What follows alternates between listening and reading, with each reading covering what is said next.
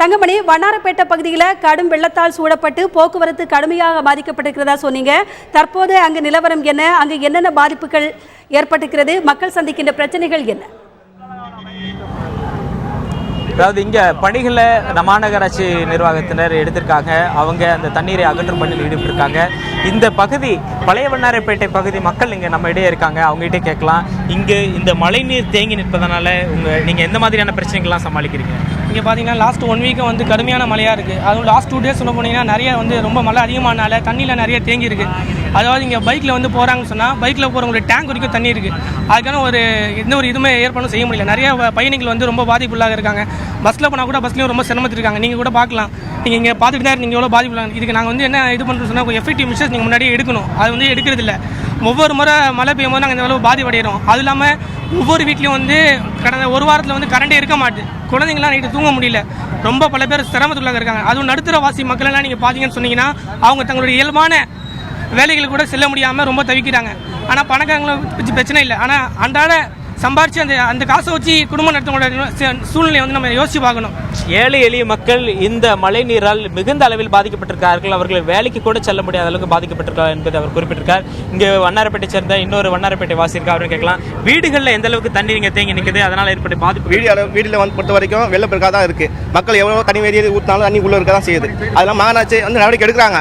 எடுத்தால் கூட அந்த அளவுக்கு ஈடுபடுறது கிடையாது. எடுத்துருந்தாங்க, அதுக்கு பம்பு செட் எடுத்துனாங்க, திருப்பி தண்ணி ஏறிச்சு. தண்ணி ஏறித்தால் தவிர மக்கள் எதுவுமே பார்க்க மாட்டாங்க. யாருமே கண்டுறதும் கிடையாது. நாங்கள் தான் அவதிப்படுறோம்.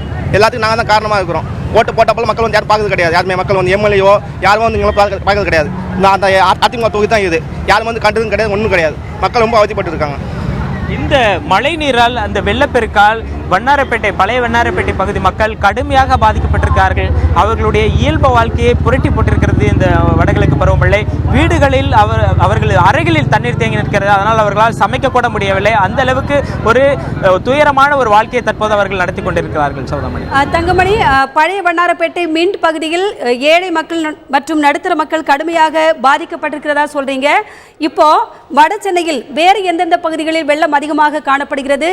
அது மட்டுமல்லாமல் கடலோர பகுதிகளில் வசிக்கிற மக்கள், அந்த காஷ்மீடு அந்த பகுதிகளை சேர்ந்த மக்கள் என்னென்ன பிரச்சனைகளை சந்திக்கிறாங்க சொல்லுங்க. நம்ம வடசென்னை பொறுத்தவரையில் கடுமையாகவே பாதிக்கப்பட்டிருக்கிறது. ராயபுரம் பகுதியில் கடுமையாக அந்த வெள்ளப்பெருக்கு கூவத்தில் வெள்ளப்பெருக்கு ஏற்பட்டிருக்கிறது. அது மட்டும் இல்லாமல் கொருக்குப்பேட்டையில் இங்கு தொடங்குகின்ற இந்த வெள்ளப்பெருக்கானது கொருக்குப்பேட்டை வரையில் 1 கிலோமீட்டர் தொலைவிற்கு இந்த மழைநீர் தேங்கி நிற்கிறது. அது மட்டும் இல்லாமல் ஆர்கே நகர் தொகுதியிலும் அங்கேயும் மழைநீர் தேங்கி கிடக்கிறது. வடசென்னை பகுதியில் அதே போல தண்டையார்பேட்டை பகுதியிலும் தண்ணீர் தேங்கி கிடக்கிறது. இதை அகற்றும் பணியில் மாநகராட்சி நிர்வாகத்தினர் ஈடுபட்டிருக்கிறார்கள். இருப்பினும் அதற்கு சரியா ஈடு கொடுக்கும் அளவிற்கு இந்த தண்ணீர் இல்லை. அந்த நிறைய அளவில் தண்ணீர் தேங்கி கிடப்பதால் எத்தனை முறை அவர்கள் வாரி இறைத்தாலும் இந்த தண்ணீரானது அப்படியே தேங்கிக் கொண்டே இருக்கிறது. கடந்த 1 வார காலமாகவே இப்படி சென்னை வடசென்னை முழுவதும் மழை நீர் சூழ்ந்திருக்கிறது. இதனால் அவர்களது இயல்பு வாழ்க்கை கடுமையாக பாதிக்கப்பட்டிருக்கிறது. கொருக்குப்பேட்டை, வண்ணாரப்பேட்டை, தண்டையார்பேட்டை, ராயபுரம், திருவொற்றியூர் உள்ளிட்ட பல்வேறு பகுதிகள் இதனால் பாதிக்கப்பட்டிருக்குது. அந்த காட்சிகளை நீங்க நேரடியாக பார்க்கலாம். இங்க நம்ம வண்ணாரப்பேட்டை பகுதியில் தான் இருக்கோம். அந்த பகுதியில் பார்க்கலாம் தண்ணீர்லாம் எப்படி தேங்கி இருக்குன்னு பார்த்துட்டு இருக்கலாம் நீங்க.